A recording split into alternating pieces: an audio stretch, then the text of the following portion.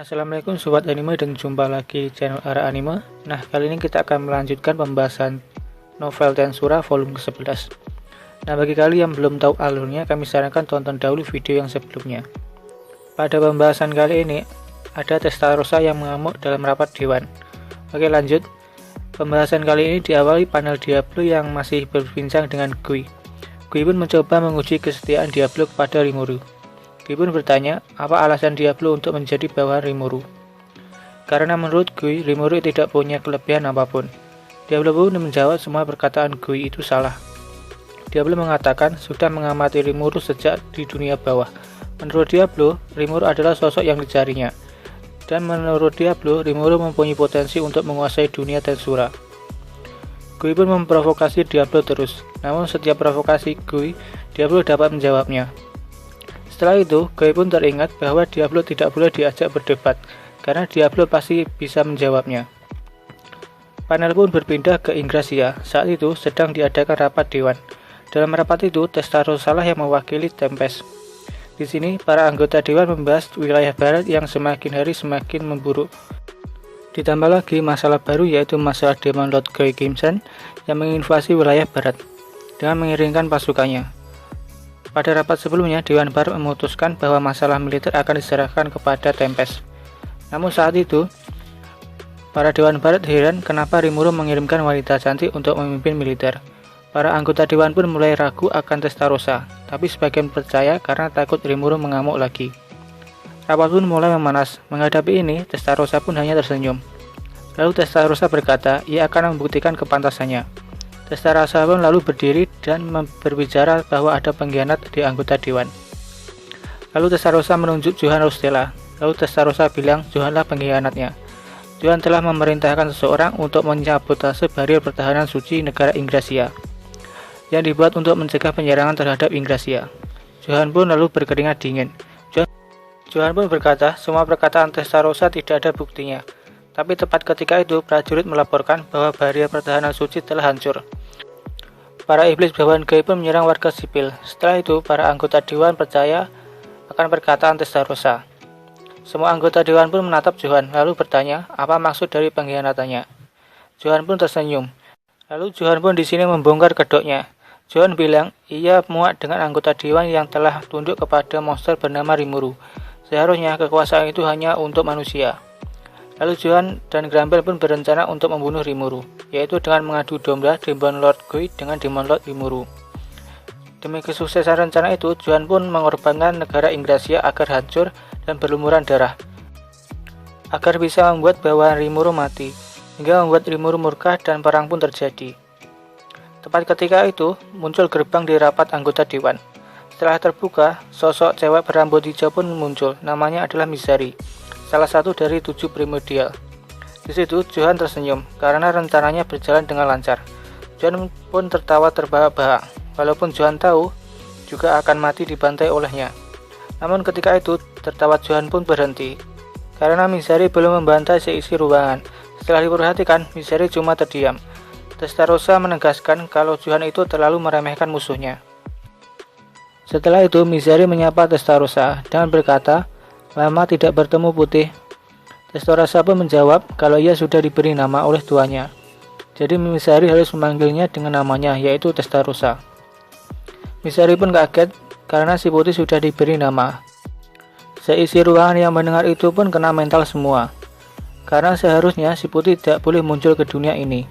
Di sini Testarossa bertanya apakah tujuannya ke sini untuk berperang. Mizari pun menjawab, kedatangannya cuma untuk memastikan bahwa barrier pertahanan sudah hancur. Jadi setelah itu, Mizari pun pilih undur diri daripada berurusan dengan si putih yang sudah dikasih nama. Setelah itu, Mizari pun menghilang. Setelah itu, Testarossa menyelesaikan masalah yang ada di Ingracia. Johann dan para pengikutnya pun ditangkap. Panel berganti ke Diablo. Waktu itu, Guy menerima laporan bahwa Mizari telah gagal dalam membunuh anggota dewan karena adanya si putih yang sudah diberi nama oleh Rimuru. Guy pun sangat kesal.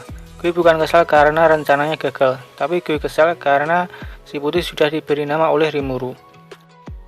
Alhasil, keseimbangan dunia yang dijaga oleh Guy pun mulai hancur. Di sini Diablo memberitahu kalau bukan hanya si putih saja yang diberi nama oleh Rimuru, tetapi si kuning dan si ungu juga yang sudah diberi nama oleh Rimuru. Kui pun kaget. Kui curiga bahwa Diablo yang mengajak mereka untuk menjadi bawahan Rimuru. Namun Kui juga menyadari jika ketiga primordial ini mau menjadi bawahan Rimuru, bahwa di mata mereka Rimuru itu sangat kuat. Kui pun bertanya alasan kenapa Diablo mengajak mereka bertiga. Diablo pun menjawab, Diablo mengajak mereka bertiga karena Diablo tidak ingin mendapatkan tugas yang sepele dari Rimuru. Kui yang mendengar itu pun terkejut karena Diablo mengajak tiga primordial hanya untuk menghindari pekerjaan. Kui pun berkata, Kui pun ingin bertemu dengan Rimuru untuk membahas sesuatu hal yang penting. Lalu Kui pun undur diri karena ada urusan yang penting yang harus diselesaikan. Lalu Kui pun pergi. Diablo pun merasa tenang karena sekarang Kui tidak akan berniat untuk perang. Karena menurut Diablo, kekuatan Kui yang saat ini lebih hebat dari Diablo. Dan jika mereka bertarung, dipastikan Kui akan yang menang. Setelah itu, Diablo pun bertekad untuk menjadi lebih kuat lagi. Lalu Diablo pun kembali ke tempat Sion dan Rangga. Panel pun berpindah ke Ruminas yang sedang menjaga peti suci. Hal ini dilakukan karena pasti tujuan Grampel adalah untuk mengincar peti suci. Tidak lama kemudian muncullah Latpes, Woodman, dan Maria istri dari Grampel. Ruminas pun terkejut karena istri Grampel seharusnya sudah mati. Di sini Ruminas menyadari bahwa Grampel telah menyimpang dari jalan pahlawan.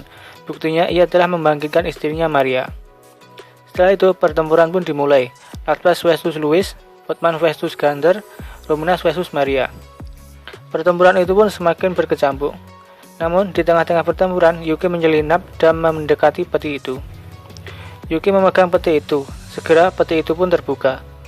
Karena Yuki mempunyai anti-skill, Yuki dengan mudahnya membuka peti itu. Andai saja jika Yuki tidak mempunyai anti-skill, Yuki bakal terbakar karena membuka peti itu. Yuki pun sedikit mengintip isi peti itu. Yuki pun tersenyum karena ternyata benar kata-kata Grampel soal tubuh pahlawan legendaris. Yuki pun membawa kabur peti itu tanpa sepengetahuan Ruminas. Kembali ke pertempuran, di sini pihak Ruminas sangat unggul. Ruminas heran kenapa Grampel menempatkan mereka untuk melawannya. Setelah itu, Ruminas melihat ke arah peti, apakah masih ada di tempatnya. Ruminas pun sangat kaget setengah mati, ternyata peti itu sudah hilang. Ruminas sangat marah, lalu Ruminas menghabisi Maria hingga tubuhnya berlubang-lubang, hingga tidak dapat dimungkinkan untuk dibangkitkan kembali. Sedangkan Latpes dan Woodman langsung kabur ketika melihat amukan dari Ruminas. Setelah itu, Ruminas pun memerintahkan para bawahannya untuk mencari peti itu sampai ketemu. Dan tidak boleh kembali jika tidak ingin menjadi debu. Panel pun berganti ke pertempuran Hinata melawan Grampel. Grampel pun menyerang Hinata dengan teknik Glass Slash, namun Hinata dapat menangkisnya. Grampel pun mencoba menyerang dengan beberapa teknik dan skill. Namun segera Grampel pun menghentikannya, karena Hinata berniat menyalin atau mencuri skill Grampel.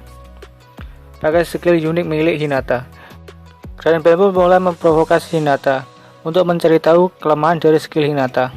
Grampel berkata, skillnya itu hanya bisa digunakan untuk mencuri satu kali pada satu orang yang sama. Hinata pun menunjukkan ekspresi yang kesal. Sebenarnya, Grampel tidak mengetahui kelemahan dari skill Hinata, tapi berkat itu Grampel mengetahui kelemahan dari skill Hinata. Grampel pun tanpa ragu-ragu lagi menyerang dan menggunakan teknik dan skill untuk menyerang Hinata. Grampel yakin Hinata tidak akan bisa mencuri skillnya lagi, karena Grampel pernah bertarung dengan Hinata di masa lalu. Hinata sedikit terdesak, Rimuru pun ingin membantu Hinata, tapi tepat ketika itu, Leon pun datang. Grampel pun memanfaatkan kesempatan itu untuk mengadu domba Rimuru dengan Leon. Grampel memberitahukan bisnis perdagangan anak-anak yang dijalankan dengan Leon untuk memicu amarah dari Rimuru, karena Grampel tahu Rimuru sangat membenci perdagangan anak kecil. Rimuru pun berhasil terprovokasi, padahal Rafael sudah terus-terusan menenangkan Rimuru, tapi tetap saja Rimuru tidak bisa menahan amarahnya. Rimuru pun menghampiri Leon dan langsung menamparnya. Saat itu, Rimuru heran kenapa Leon tidak menghindari, karena seharusnya Leon bisa menghindari atau bahkan menahannya. Rimuru pun juga tidak bisa menarik lagi tindakannya. Kemudian, Rimuru dan Leon pun bertarung. Rafael mengkonfirmasi bahwa Leon tidak mempunyai niat untuk membunuh. Rimuru pun menyadari bahwa Leon tidak punya niat jahat. Jadi saat ini Rimuru hanya bertarung pura-pura saja, sambil menunggu langkah selanjutnya dari Grampel. Di tengah-tengah pertempuran, Tiba-tiba ada sebuah ledakan dari dalam tanah, dan muncullah Ruminas dengan membawa mayat dari Maria, dan melemparkannya kepada Granbel. Ruminas berkata, kenapa Granbel melakukan hal yang memalukan hanya untuk mencapai tujuannya. Granbel pun tersenyum, dan menjawab, ia hanya akan hidup dengan kejayaan untuk manusia. Granbel rela melakukan apapun untuk mencapai tujuannya, oleh itu dengan mengorbankan ribuan nyawa. Ketika itu, tubuh Maria menjadi partikel cahaya dan Granbel menyerapnya. Seketika itu, tubuh Granbel kembali ke masa mudanya. Dengan tubuh masa mudanya, Granbel merasa kalau kekuatannya di masa lalu, di masa cahayanya telah kembali. Granbel pun bersiap untuk melakukan sebuah serangan. Namun Granbel tidak bodoh, Granbel tidak akan menyerang mereka semua secara sekaligus. Di situ Granbel melancarkan serangan cahaya dengan kecepatan tinggi. Tapi saat itu Granbel tidak mengarahkan kepada Hinata atau kepada ketiga Demon Lord, tetapi serangan itu diarahkan kepada anak bernama Chloe. Granbel membuat pertaruhan. Jika tidak ada yang menyelamatkan Chloe, setidaknya ia akan mati bersama Chloe. Agar Rimuru dan Hinata kena mental karena kehilangan orang yang berharga baginya. Granbel mengambil ide itu karena Granbel sudah kehilangan orang yang ia cintai. Di situasi itu, Rimuru ingin menggunakan Beelzebub untuk menyerap serangan dari Granbel. Namun Raphael mengkonfirmasi bahwa itu tidak akan sempat untuk mengaktifkan skill, dikarenakan serangan dari Granbel sangat cepat dan di luar nalar. Pikiran Rimuru pun sangat kacau, dan terlintas untuk memakan semua area yang ada di sekitar. Tapi terlebih dahulu, Hinata dan Venom menghalau serangan itu. Tubuh Hinata dan Venom pun berlubang di bagian perut. Hinata pun sekarat. Ruminas pun bergegas menuju ke tempat Hinata untuk menyembuhkannya, tapi sihir penyembuh pun tidak berdampak pada Hinata. Chloe pun menangis dan memeluk Hinata, tapi tiba-tiba tubuh Hinata menjadi cahaya lalu menelan Chloe.